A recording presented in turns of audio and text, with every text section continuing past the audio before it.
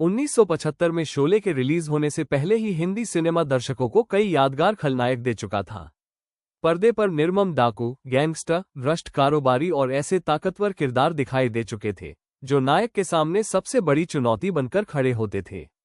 प्राण, अजीत, के.एन. सिंह और जीवन जैसे अभिनेताओं ने बॉलीवुड में यादगार खलनायकों की एक मजबूत परंपरा पहले ही स्थापित कर दी थी।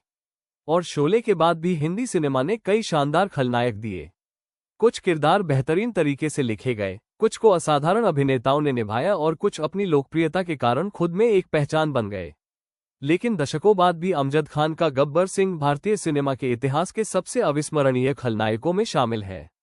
गब्बर को खास बनाने वाली सबसे बड़ी बात यह थी कि वो सिर्फ ऐसा खलनायक नहीं था जो नायकों का विरोध करता है, वो डर का प्रतीक बन गया था।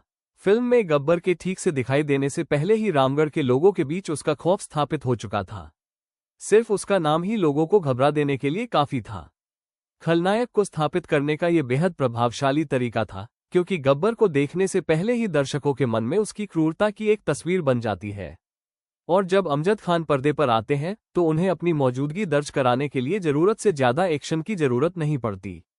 उनकी आवाज, चेहरे के भाव, ठहराव, हाव भाव और वह पहचान बन चुकी हंसी गब्बर के आसपास तुरंत खतरे का माहौल पैदा कर देती है। अमजद खान के अभिनय की सबसे बड़ी खूबियों में से एक थी उनकी संवाद अदायगी। कागज पर देखें तो ये सिर्फ एक साधारण सवाल है, लेकिन अमजद खान इसे जिस अंदाज में बोलते हैं वो सवाल डरावना बन जाता है।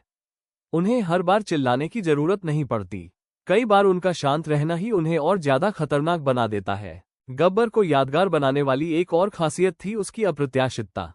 वो सिर्फ अपने दुश्मनों के प्रति ही क्रूर नहीं था, बल्कि अपने ही आदमियों के साथ भी उसका व्यवहार बेहद बेरहम था। कालिया और उसके साथियों के साथ उसका व्यवहार दिखाता है कि उसके आसपास रहने वाला कोई भी व्यक्ति वास्तव में सुरक्षित नहीं है।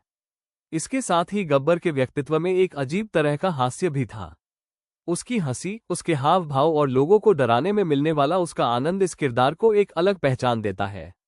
वो डरावना है, लेकिन उसके व्यक्तित्व में एक नाटकीय और मनोरंजक पहलू भी है। यही मिश्रण गब्बर को कई पारंपरिक खलनायकों से अलग बनाता है।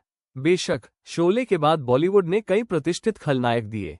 उदाहरण के लिए अमरीश पुरी का मोगेम्बो बेहद लोकप्रिय हुआ और कई दूसरे अभिनेताओं ने भी ऐसे किरदार निभाए जिन्हें दर्शक आज तक याद करते हैं। लेकिन गब्बर सिंह की जगह कुछ अलग है।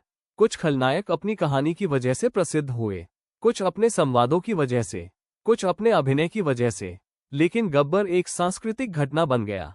ऐसे लोग भी हैं जिन्होंने शायद शोले को शुरू से अंत तक न देखा हो, लेकिन वे गब्बर सिंह, उसका हुलिया और उसके मशहूर संवाद जरूर पहचानते हैं। और यही अमजद खान की सबसे बड़ी उपलब्धि दिखाई देती है।